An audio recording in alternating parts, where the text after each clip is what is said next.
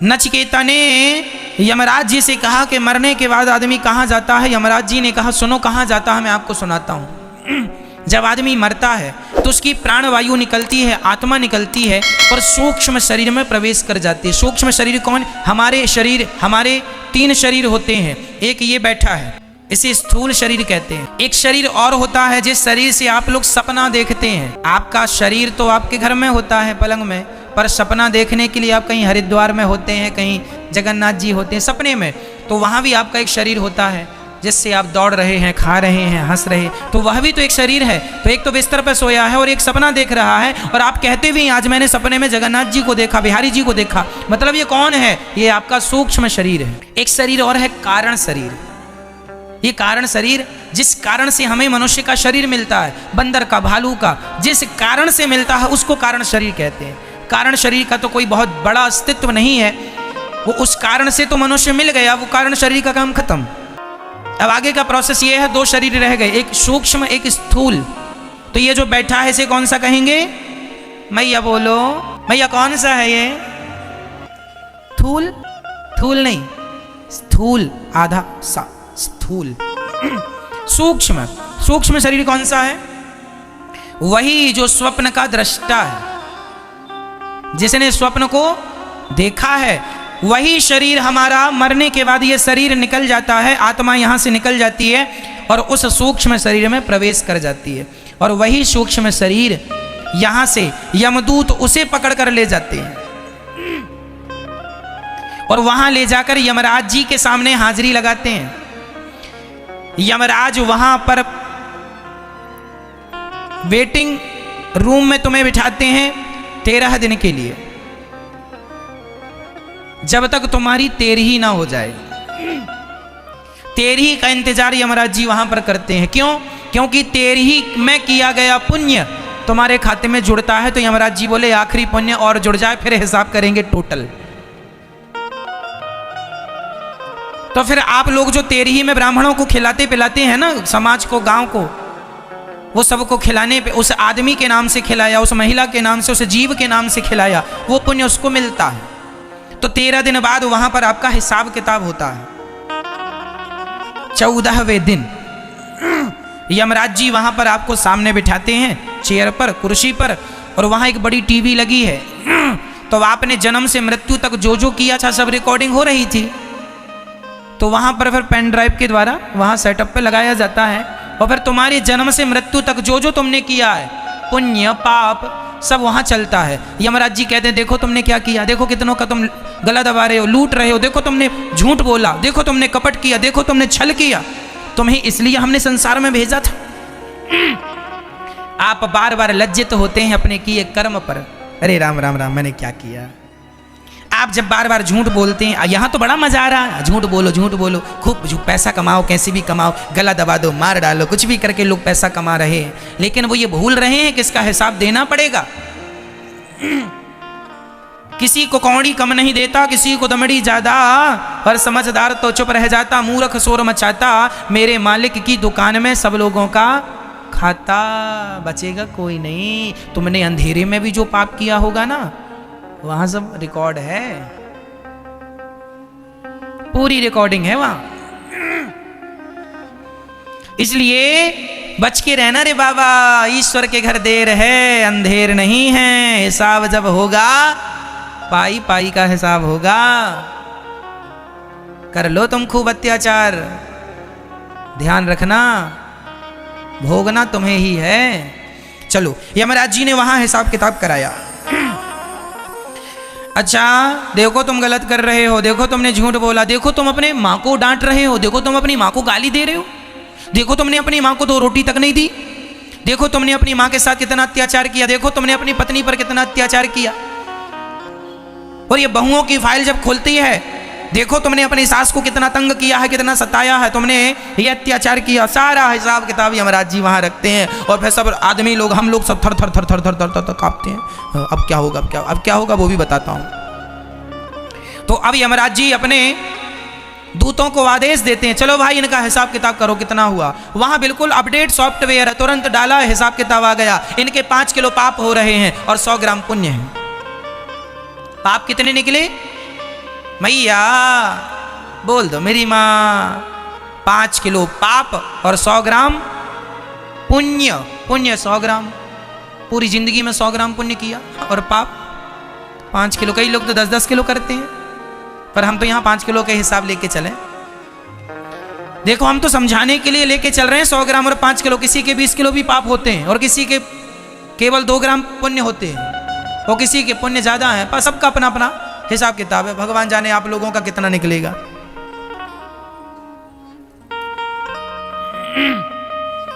तो वहां पर फिर यमराज जी, अब कितना निकला? 5 किलो पाप। माना कि 5 किलो पाप निकला, तो फिर यमराज जी बोलेंगे आपके पाप ज्यादा हैं, इसलिए अब आपको 84 लाख योनियों में हम भेज रहे हैं। तो तुम्हारे किए हुए पापों का दंड भोगने के लिए कुछ दिन वहां नरक में रखा जाता है, और नरक की यातनाएं दी जाती हैं, और फिर नरक से रिफर कर दिया जाता है। जैसे छोटे हॉस्पिटल से बड़े हॉस्पिटल मरीज को भेजा जाता है। अब ये हमारे बस का नहीं है, यहाँ जितना होना था हो गया, अब वहाँ ले जाओ, आगे का ट्रीटमेंट वहाँ होगा। उसी प्रकार से आप लोगों को पहले वहाँ नरक में रखा जाता है, कुछ दिन वहाँ धुलाई उलाई होती है आप लोगों की। अब बड़ी बड़ी कढ़ाइयाँ हैं वहाँ पर, रौरव, महारौरव, कुंभीपाक, अंध्र, तामिश्र, कालसूत्र, असीपत्रवन, सुकरमुख, ऐसे 28 नरक हैं। जो महिला दूसरे पुरुष से संबंध बनाती है उसे सुकरमुख नरक में डाला जाता है। वहां एक लोहे का पुरुष होता है गरम, और जो पुरुष दूसरी महिला से, और जो महिला दूसरे पुरुष से संबंध बनाती है, तो वहां पर स्त्री महिला दोनों नरक में उपलब्ध हैं, लोहे के बिल्कुल गरम। तो महिलाओं को, जो महिला किसी पुरुष के साथ व्यभिचार करती है, उसे वहां लोहे के पुरुष से चिपकाया जाता है, और जो पुरुष किसी महिला के साथ व्यभिचार करता है, गलत हरकत करता है, उससे उस महिला के संग चिपकाया जाता है, जो लोहे की बिल्कुल गरम, उससे चिपकाया जाता है। आदमी तड़पता है, रोता है, चीखता है, चिल्लाता है। फिर वहां पर कोड़ों से मार लगाई जाती है। वहां पर वहां की जमीन तांबे की होती है, तांबा, नीचे से आग जल रही है, ऊपर सूर्य का प्रकाश है, और उस तांबे में सूर्य का प्रकाश, नीचे से आग, वहां दौड़ाया जाता है। यमदूत वहां कोड़े पे कोड़े, कोड़े पे कोड़े बरसाते हैं, और आप तो बार बार मूर्छित होते हैं, पर बार बार होश में लाके दिया मुंह में, दिया मुंह में खूब मार मार के दौड़ाते हैं। और करेगा पाप। जैसे धोबी घाट में धोबी कपड़ों की धुलाई कैसे करता है, दे उठा उठा के, ले और पाप कर ले। मजा आ रहा था पाप करने में। पिट यमराज कोड़े से जब यमदूत मारते हैं ना, नानी याद आ जाती है। अभी कर लो खूब पाप तुम। ये बहुएं सासों को खूब रुलाती हैं ना, तुम्हारा एक एक आंसू का हिसाब होगा वहां पर।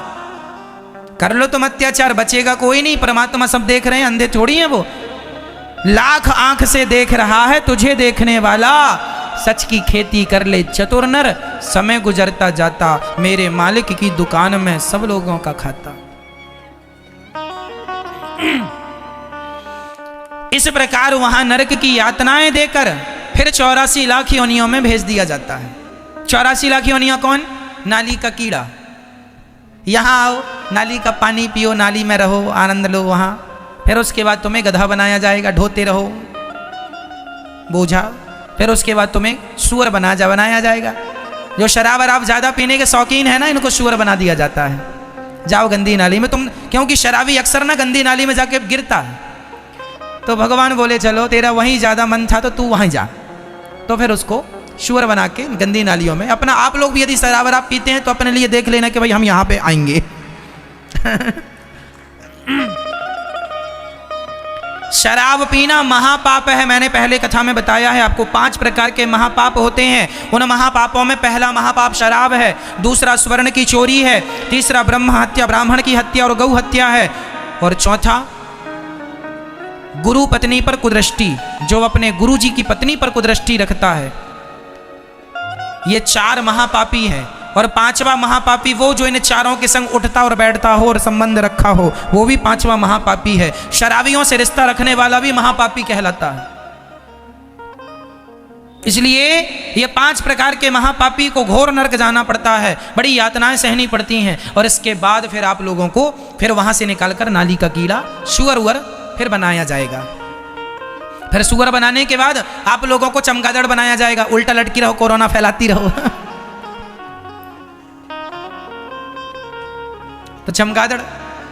फिर इसके बाद आप लोगों को चींटी बनना पड़ेगा, फिर मछली बनना पड़ेगा, फिर पेड़ बनना पड़ेगा। पेड़ बन के खड़े हैं। अब पेड़ वेड़ से जब मुक्ति मिली तो फिर उसके बाद शेर बनना पड़ा, हाथी बनना पड़ा। फिर 84 लाख योनियों के अंत में आखिरी योनि है गौ माता की। जब आदमी सारे पापों को भोग लेता है, ध्यान से सुनना, जब आप लोग सारे पापों को भोग कर निष्पाप हो जाते हैं तो वेटिंग लिस्ट में जरा देर के लिए डाल दिया जाता है। जब आदमी निष्पाप हो जाता, तुमने सारे भोग लिए ना, तो सारे पाप जब भोग के खत्म कर लिया, जब आप निष्पाप हो गए, तब आखिरी 84 लाख योनियों के बाद सबसे अंतिम योनि गाय की योनि है। फिर आपको गाय बनना पड़ता है। गाय, गौवंश, जिसमें बैल गाय सब आ गए, गौवंश। और फिर गौवंश के बाद फिर तुम जब शरीर त्यागती हो गाय का, गौवंश में बैल का शरीर त्याग कर फिर यमराज के पास जाते हो शुद्ध होकर, तब यमराज जी कहते हैं कि वाह, अब आ गए हो, तुम्हारे 5 किलो पाप खत्म हो गए, अब 100 ग्राम पुण्य बचे हैं। वो 100 ग्राम पुण्य लेकर यमराज जी कहते हैं जाओ, अब तो मनुष्य का शरीर तुम्हें दे रहा हूं। तो ये जो तुमने मनुष्य का शरीर पाया है, ये 84 का चक्कर काट के तुम लोगों ने ये मनुष्य का शरीर पाया है। फिरत सदा माया कर प्रेरा, काल कर्म स्वभाव गुण घेरा, कवहु की नर करुणा नर देही, देत ईस बिनु हेतु सनेही, बड़े भाग्य मानुष तन पावा, सुर दुर्लभ सदग्रंथ निगावा। बड़े भाग्य से मनुष्य का तन मिला है, इसे हल्के में ना लो। ये तुम्हें सुअर खाने के लिए नहीं मिला, चोरी करने के लिए नहीं मिला, शराब पीने के लिए नहीं मिला। ये मानव का तन भैया केवल आत्म कल्याण करने के लिए मिला है। क्यों नहीं समझते? क्यों अपना नुकसान कर रहे हो? क्यों जरा से सुख के पीछे अपना सब कुछ बिगाड़ रहे हो? क्यों नहीं समझ रहे हो? जरा सा तुच्छ सा सुख, पैसे का, पत्नी का, परिवार का, भोगों का, इसके चक्कर में आदमी लोक परलोक बिगाड़ के 84 की यातनाएं भोगने पर मजबूर हो रहा है। जरा से सुख के लिए सब छोड़कर, सबसे मन हटाकर केवल भगवान में मन लगाना चाहिए। यही मानव जीवन की सार्थकता है।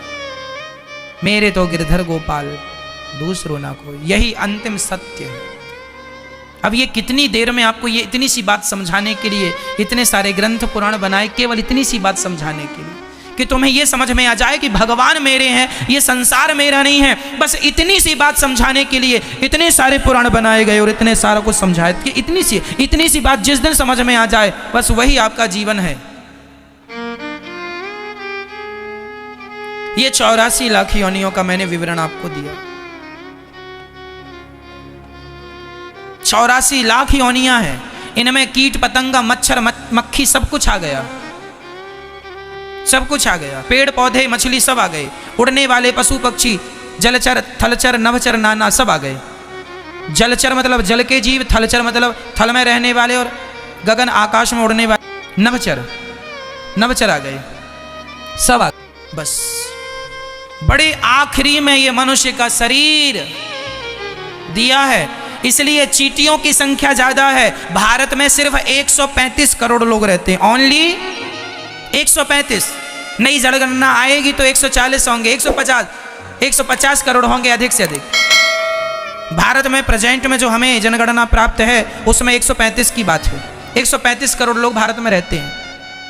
पर मुझे बताओ चींटी कितने करोड़ होंगी पूरे भारत में? कोई गिनती है? मच्छर कितने करोड़ होंगे? हाथी, मक्खी कितने करोड़ होंगी? चींटियाँ, हाथी, चींटियाँ, मक्खी, ये चींटी, चमगादड़ और ये भेड़, ये सुअर, ये सब गिनती करो तो आदमी से ज़्यादा ये लोग पाए जाते हैं। क्यों?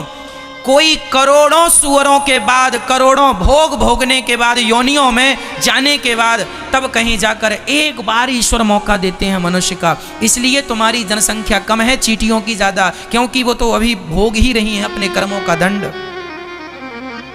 अब मैं यहाँ मनुष्य के बाद जब मैं मरूंगा, ये शरीर छोड़ूंगा, इसके बाद पता नहीं मैं कहाँ जाता हूँ, कितनी बार मुझे कीड़ा बनना पड़ेगा। यदि मैंने अच्छे कर्म किए तब तो मोक्ष हो जाएगा, भगवान के चरण मिल जाएंगे, परम धाम वैकुंठ साकेत लोक मिल जाएगा। और नहीं तो यदि मैंने भी जरा सा संसार से मोहब्बत कर ली और मैंने भी भगवान को विसार दिया तो फिर मैं भी जन्म और मृत्यु के पहिए में पिसता रहूंगा। पुनरपि जननम पुनरपि मरणम पुनरपि जननी जठरे शयनम, चलती चक्की देख कर दिया कबीरा रोए। ये चक्की चल रही है, जन्म और मृत्यु की चक्की, सब पिस रहे हैं, चलती चक्की देख कर दिया कबीरा रोए। दो पाटन के बीच में साबुत बचाना कोए, सब पिस रहे हैं, जन्म मृत्यु जन्म मृत्यु जन्म मृत्यु जन्म मृत्यु, यही करते करते खत्म। इसलिए कितने मेहनत के बाद, कितने जन्मों के बाद ईश्वर ने मनुष्य बनाया, और उन मनुष्यों में भी तुम गर्व से कह सकते हो कि भगवान की विशेष कृपा थी आप लोगों पर, इसलिए भारत भूमि में जन्म दिया है ईश्वर ने। और भारत भूमि में भी तुम्हें सनातन धर्म में भेजा है परमात्मा ने, उस धर्म में जिस धर्म में गंगा को माता, यमुना को माता और समुद्र को भगवान देवता माना जाता है, उस धर्म में तुम्हें भेजा गया है जिस धर्म में पत्थर को भी भगवान माना जाता है। ये धर्म सबसे श्रेष्ठ धर्म है, सनातन धरा ये जिस पर घूम रही, हम उसी केंद्र के बिंदु हैं। गर्व से कहो हम हिंदू हैं, हम हिंदू हैं, हम हिंदू हैं। भाग्यशाली हो आप लोग कि आप लोग कथा सुन लेते हैं, वृंदावन में बिहारी जी का दर्शन कर लेते हैं। अभागी हैं वो लोग जिनके मुंह से भगवान का नाम भी नहीं निकलता।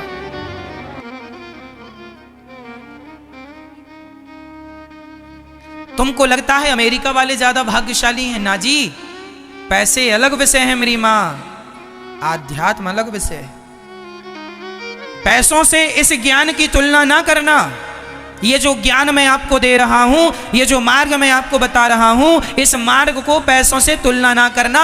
मीराबाई के पास क्या पैसों की कमी थी, लेकिन मीराबाई ने जिनके खजाने सोने के थे उन खजानों को छोड़ करके दुनिया से नाता तोड़कर गिरधर से नाता जोड़ लिया। यदि पैसों की बात करेंगे तो ये आध्यात्म जगत पैसों से मैच नहीं कर।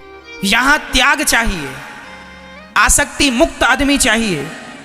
मीराबाई ने क्या उसके पास, अरे राजा की बेटी थी मीरा,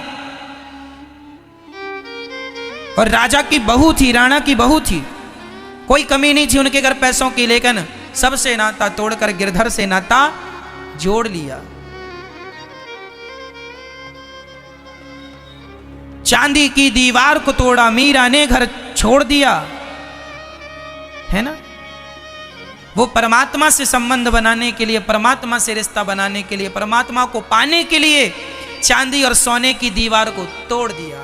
अब आप कहें कि महाराज अमेरिका तो पैसे वाला है, तो पैसे से इस आध्यात्म की तुलना ना करना। ये जो सुख है, आध्यात्म का सुख है, इस सुख के सामने तो पैसे वाले हाथ जोड़े खड़े हैं। आपको बता दूं, हमारे देश में बड़े बड़े साधु संत हुए हैं। नीम करोरी जी महाराज जी का नाम सुना होगा, स्वामी देवरहा बाबा जी का नाम सुना होगा, क्यों? स्वामी श्री करपात्री जी का नाम सुना होगा। ऐसे महापुरुषों के सामने पैसे वाले हाथ जोड़कर खड़े रहते हैं। पैसों की कोई गिनती नहीं है आत्मज्ञान के आगे। किसके आगे? आत्मज्ञान के आगे, भक्ति के आगे, आत्मबोध के आगे किसी पैसे की कोई वैल्यू नहीं है। इसलिए भारत की तुलना अमेरिका से ना की जाए। भारत आध्यात्म देश है, और इस आध्यात्म सृष्टि में आध्यात्म गुरु यदि कोई है तो भारत है। इससे बड़ा कोई हो नहीं सकता। ये त्याग, ये तपस्या की धरती है। भोगी बनना है तो अमेरिका का रुख कर लो, पर योगी बनना है और जीव मात्र को कल्याण चाहिए तो फिर भारत की धरती में रहकर त्याग तपस्या से परमात्मा का चिंतन करो। इसी से तुम्हारा लोक परलोक सवरेगा। ये तो कबीरदास की धरती है।